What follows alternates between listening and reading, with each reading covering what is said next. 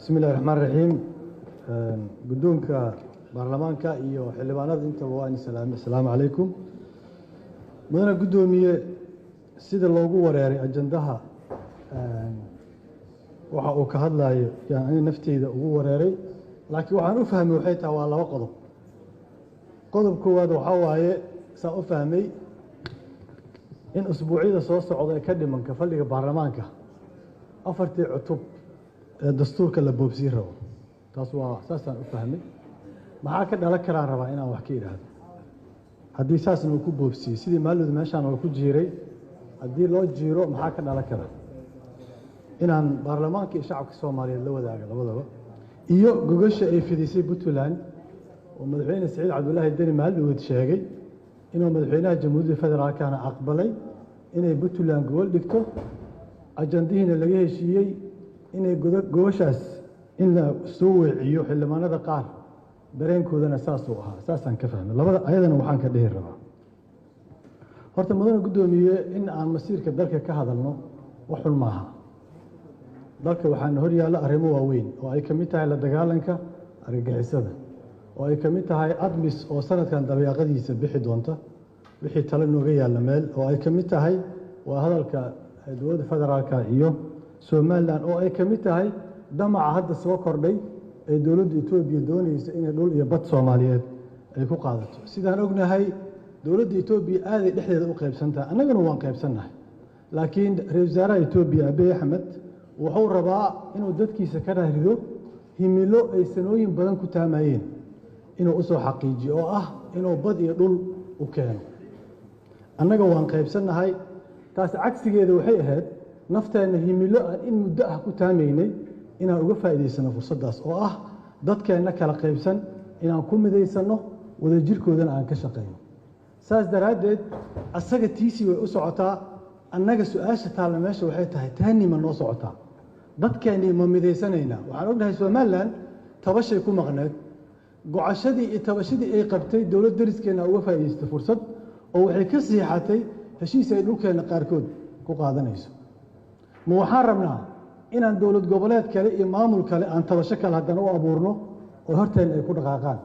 mise waxaan ka shaqaynaynaa wax kasta oo dadka isku hay kara midnimadana ka shaqaynaya su-aashaas waxay u taallaa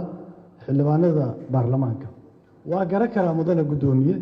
in xildhibaanada ay walwal ka qabaan kuraastooda iyo dib u doorashada oo xildhibaan kasta oo soo maray waxay dadka qaarkood u bixiyeen magafayaal siyaasadeed inay ka soo hoos baxeen oo kuraastii dhibaato weyn ay ka jirto sidii midtaamka markii la gaaro waa caadi kala barka xilliga markii la gaaro xildhibaan walba walwal iyo kulayl soo qabto meeshii ma u noqon kartaa inuu is yiraahdo waa arintaas waxa waa legitimate concern waa dareen jiro oo meesha yaalla waa laakiin taas macnaheedu ma aha in aan isiraahno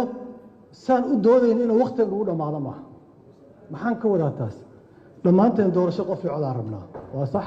dhamaanteen waxaan rabnaa nin dawlad goboleed jooga oo ku takrifalaya awoodiisa kursiga xildhibaanka asaga jaangoynaya inaan ka hoos baxnaan rabnaa laakiin sidee su'aasha sida saxda in looga wada hadla tahay waxa waaye sidee ta kale mudane gudoomiye dastuurka sidiisaba horta waa inaan isla fahnaa dastuurku wuxuu ku kooban yahay dijuro oo ah dawladda sida loo organize gareynayo awoodeeda ayada iyo muwaadinka xuquuqda ka dhaxaysana lagu qeexayo iyo de facto meeshii laga fuli lahay ah haddaan tusaale basiid u soo qaato sheekha masaajidka jooga midna fadwo bixiya waxaas waa xalaal u dhahaa waxaas waa xaraam laakiin qaadiga maxkamadda jooga go'aanka oo rido fullow leeyahay awood fulisaa jirta annaga kaalinteena waxay ku eg tahay dijuro fadway ku eg tahay de facto yaa haysta awoodda de factada ah oo waaqic ayaa haysta maanta ma naga haysana meesha waxaa fadhiya gudoomiye baarlamaan hore laga yaabaa gudoomiyaalka oo deegaankooda tegi karin ama xildhibaanada deegaankooda tegi karina fadhiya awoodda de factada yaa haysta waxaa haysta niman la yiraahdo dawlad goboleedyo waagii ay dawladdii maxkamadaha dawladda Cabdullaahi Yusuf dagaalamayeen ayaa adduunku wuxuu ku wareeray waxaa la yiri de facto caasimadii iyo garaamkiina maxkamadii haysto di juurigii sharcigiina waxa haysta dowladii ku meel gaarka ahayd see la isku waafajiyaa annaga waxaa la ka raba waxaa waaye annaga fadwadii iyo sharcigii aan haynaa sax waaye laakiin fulintii yaa haysta annaga haysana haddaa marka ninka fulinta haysta ignore garayso tiraahdo baarlamaankana iskale wixii annagaa go-aan ka gaarayno annagaa masiirinayno waa waxa xildhibaan kooshin uu sheego dhowr iyo 10 qaraar ay fuli waayeen sababtoo meesha ay ka fuli lahaayeen dad kale jooga anaga aan ahayn oo fulintii looga maarmay taas waaye mid keenaysa marka annaga iyo ayagaba kalaama maarano inaan wada shaqeynaa ku qasbannahay inaan isku imaanaa ku qasbannahay madashaas ama madaxweynaha fidiyo oo baarlamaankii iyo dowlad goboleedyadii iyo siyaasiyiintii qaara waxay leeyihiin siyaasiyiin maxaa looga baahan yahay anigii madaxweynaha xilka fadhiya annagoo xil haynaa meeshaan joogno madaxweynihii kalaan jaariji garaynayna soo ma ahayn oo maxaan ahayn annaga markaas maxaan ahayn ii sheega marka halkaan fadhino midowga musharaxiinta ahayn oo waxay xildhibaan mursal soo ansixiyay aan diidayni maxay ahayn annagu shiyaada waa nagula jira dadkii diidaya oo maxaan ahayn oo markaasuu siyaasiyiin ma ahayn ma dowlad goboleeda ka talinayna mise guddoon baarlamaan ahayn politicians aan ahayn taas maxay sheegaysaa lagama maarmo ma laga qof laga maarmi kara dalkan male xaaladda hadda aan ku jirnone waxayba digteed garaynaysaa oo waajibinaysaaba inaan midnimo wada jir ka shaqayno wax kasta oo keeni kara kala qaybin aan ka fogaano because waxaan idhi nin baa dalkiisa iyo dadkiisa wuxuu ku soo dagaal geliyey himilo aada weligeed ku taagaysaa idii xaqiijinaya oo in ku midaynaya soo annagana maaha inaan dhahno himiladii aan dadka ku miday lahayna haysanaa maanta maxaan marka uga shaqaynaynaa dad inaan qaybino hadday puntland gobo dhigtay oo madaxweynihii aqbalay waa laga yeelayaa walaalo waxaa leeyahay waa ogolnahay maxaad noo haysaa haddaad buur saaran tahay ka soo deg dhulka imaaw aan dhul ku wada hadalno haddaa annaga marka xildhibaanadii aan nahay labadii golaa go-aankan aan buur fuulno dowlad goboleedan ay buur fuulaan waa waxa meeshaana dhigade halkaan aan naalla maanta waxaan dhigay soo maaha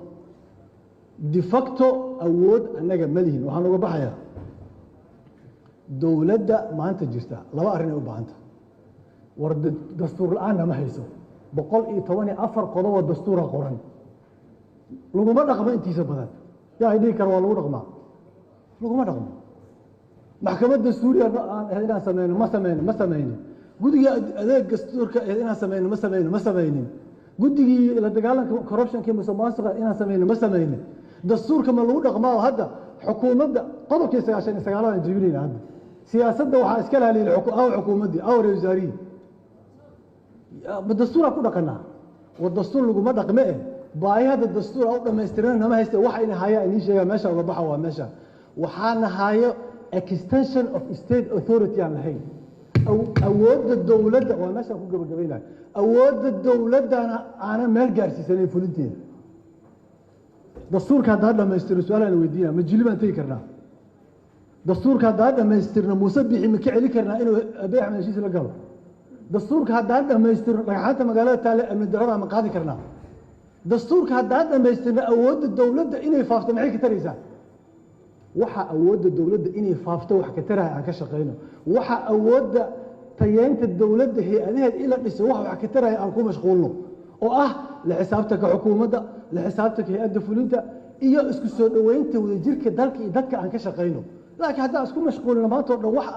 wax annaga aan ka tarayna aysan jirinin oo qaraarkii aan soo saarnaana beri derbiga lagu dhufanayo ugu dambayntiina doorashadii dadbeed aan u noqon doono waa ayaan daro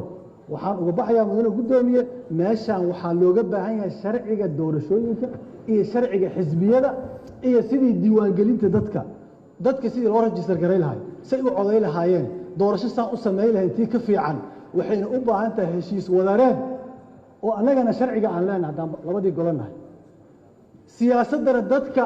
de facto waaqaca jooga lagula heshiinayo farsamada dad tighnikaale loo daayo oo say u meelmari lahayd noo keena u baahannahay haddaan masiir dalka fakarayno waa